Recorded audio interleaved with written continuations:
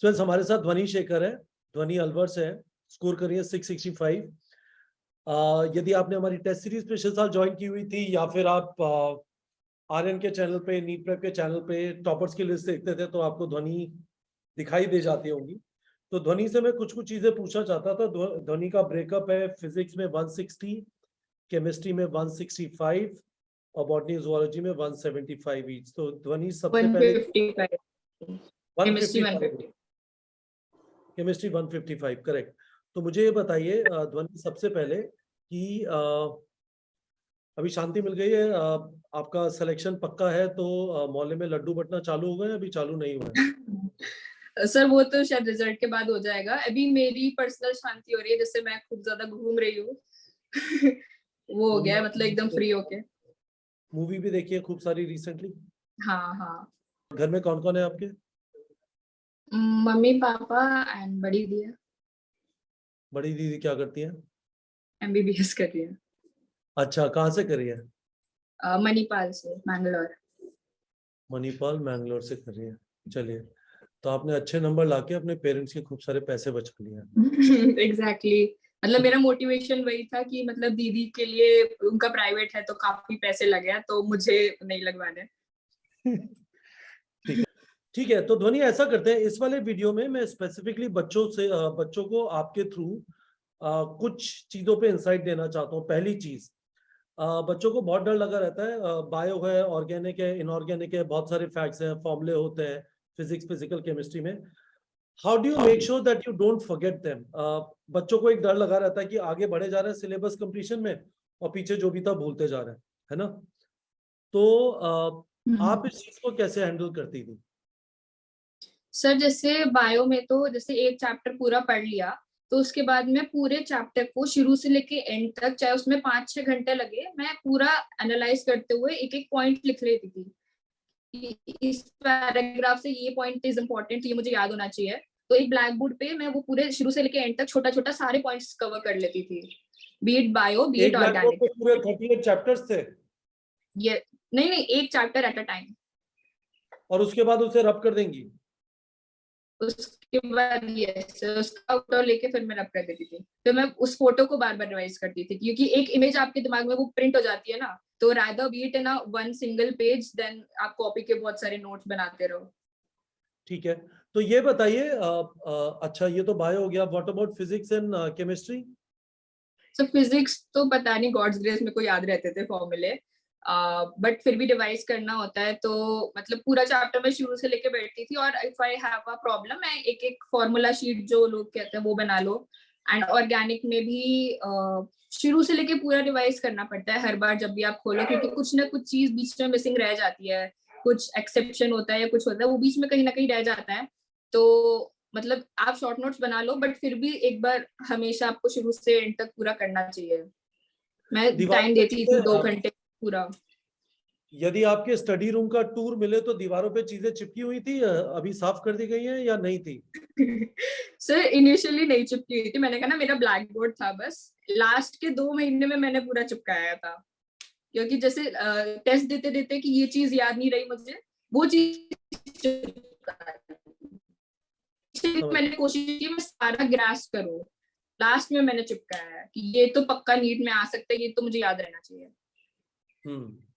ठीक है, गुड। तो अच्छा ये बताइए, तो जैसे आप रेगुलरली टेस्ट लिखती थी, तो टेस्ट से भी उस रिवीजन में हेल्प होता है? सर मेन हेल्प तो टेस्ट से ही होता था, क्योंकि टेस्ट में कोई ना कोई लाइन ऐसी आती थी जो मुझे नहीं पता होती थी, तो वो लाइन आपको फिर मैं एनसीईआरटी में अलग अलग कलर्स लेके उस लाइन को ऐसा पूरा सर्कल करती थी। मतलब कई बार तो एक लाइन मेरे 4-5 कलर से अंडरलाइन थी कि भाई ये तो याद रहना चाहिए, हर टेस्ट में भूल जाती हूँ मैं। उससे मुझे ये भी पता चल जाता है कि मैंने वो पूरा कितनी बार पढ़ा है। Every time used to take a different colour वाला पेन, उससे पूरा मार्क करते चलो, पूरा रिवाइज कर रहे हो तब भी और टेस्ट के बाद एनालाइज किया है तब भी।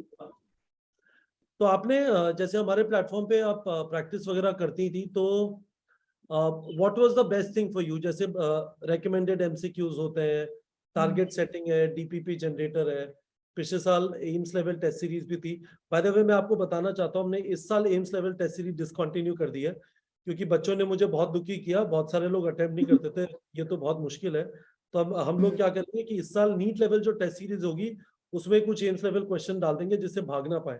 मतलब मुझे स्टोरी देते थे फोन करके कि असर्शन रीजन के क्वेश्चन क्यों दे रहे हो, ऐसे थोड़ी ही आते नीट में। मैंने कहा कि आप ही जाके बना लो पेपर, है ना। नहीं सर, लास्ट में सीरियसली असर्शन रीजन थे, बहुत सारे थे एम्स लेवल में जो हाँ काफी हेल्प करे मुझे, करेक्ट। क्योंकि उसमें फिर आपको एनालिटिकली सोचना पड़ता है ना, रीजन था ये या नहीं था।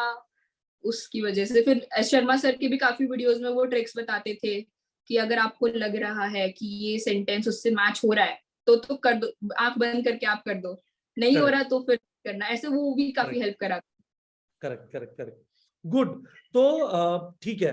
तो अब ये बताइए, जैसे आप एम्स लेवल टेस्ट लिखते थे या कोई भी टेस्ट लिखा और टेस्ट खराब हो गया, अच्छा नंबर नहीं आया, तो पहली चीज तो बुरी लगती है, लगता है कि यार इतनी मेहनत की थी नंबर नहीं आया। तो खुद को मोटिवेट कैसे करते थे उसके बाद, या बस एक दो दिन के लिए बिल्कुल स्विच ऑफ हो जाते थे?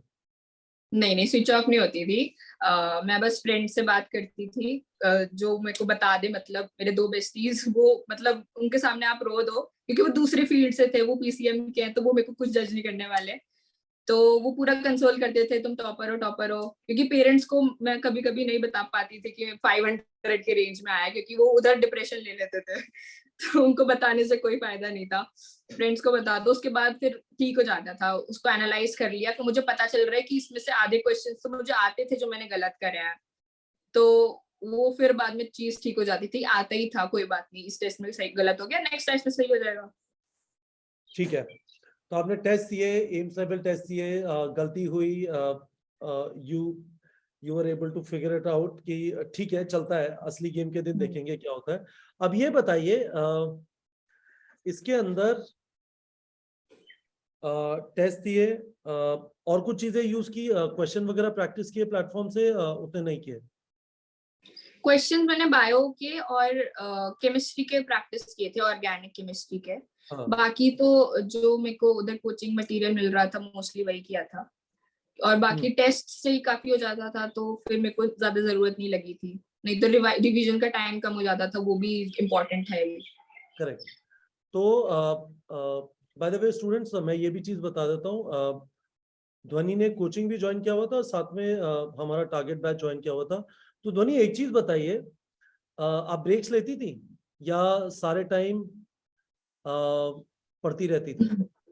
नहीं सर, मेरी सीरियसली पूरी जर्नी में ब्रेक्स तो बहुत इंपॉर्टेंट रहा है, मतलब कभी कभी। कितने घंटे डेली पढ़ना, तो कितने बजे सोती थी, कितने बजे जगती थी, कितने घंटे पढ़ती थी, कितने घंटे के ब्रेक? से जरा ब्रेकअप बताइए।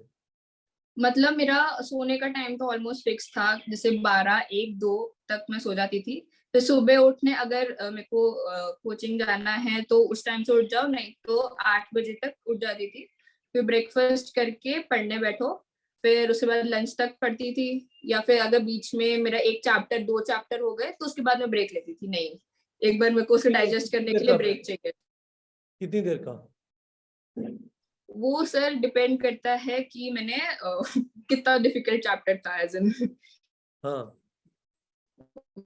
खराब हो गया है तो फिर ज्यादा देर का ब्रेक चाहिए, नहीं तो बस इना कोई कुछ खा लिया हो गया ब्रेक। अच्छा, तो बड़ा ब्रेक का मतलब 1 घंटा, या बड़ा ब्रेक का मतलब 2 घंटा भी हो सकता है? सर 3 घंटा भी हुआ है मेरे साथ, ऐसा भी नहीं है। लाइक मैं रेगुलरली सबसे आप तीन बात घंटे कर, का ब्रेक, जवाब दीजिए, रेगुलरली 3 घंटे का ब्रेक लेती थी? रेगुलरली नहीं, मतलब वो ब्रेक एक्सटेंड हो गया तो जैसे जैसे मैं दूर रहती थी तो ऑफ कोर्स लोग कॉल करते थे, पेरेंट्स और रिलेटिव्स, तो बात करते करते काफी टाइम एक्सटेंड हो जाता था। But then I used to make sure कि मैं उस दिन का टारगेट कवर करके सो, फिर मतलब तो अगर ब्रेक कुछ लेना, वैसा है तो चीज अवॉइड करके मेन चीज फोकस करके वो कर ली उस दिन। तो ब्रेक लेना इंपॉर्टेंट है, सारे टाइम पढ़ते नहीं रह सकते, नहीं तो थक जाएंगे, और थक जाएंगे तो फिर अगले दिन अपने आप will not be able to do things productively. ठीक है, फेयर इनफ। तो बहुत अच्छा बहुत अच्छा बहुत अच्छा। तो कौन से कॉलेजेस टारगेट करिए आप? सर मेरे घर से तो सबसे नियर बाय दिल्ली है, अगर मुझे बाय गॉड्स ग्रेस रैंक आ गई मेरी, मिल गया तो बेस्ट है, नहीं तो रैंकिंग वाइज ही जाऊंगी मैं, किंग जॉर्ज है या एसएमएस है, बीएचयू है, उस हिसाब से। Okay, good luck. वैसे मेरा टारगेट मतलब ideal is Lady Hardinge right now, because उसमें मतलब रिसर्च अपॉर्चुनिटीज मिलती है जहाँ मुझे जाना है। करेक्ट। तो लेडी हार्डिंग में हमारे स्टूडेंट गए थे पिछले साल, I think Lady Hardinge all India पे कुछ 680 या 678 टाइप पे क्लोज हो गया था, राइट? यस सर, और भी बट ज्यादा पे, और भी भी ज्यादा पे। करेक्शन भी होने हैं कांसकी में, तो may be. Correct correct correct. चलिए ध्वनि, फैंटास्टिक टॉकिंग टू यू। आपने बच्चों को कुछ अच्छी चीजें बता दी। तो ये वाला गेम पर वीक हार्टेड के लिए नहीं है आपको, है ना? इसके अंदर उतार चढ़ाव आएंगे and you should be ready to handle it, right? Yes sir, yes sir.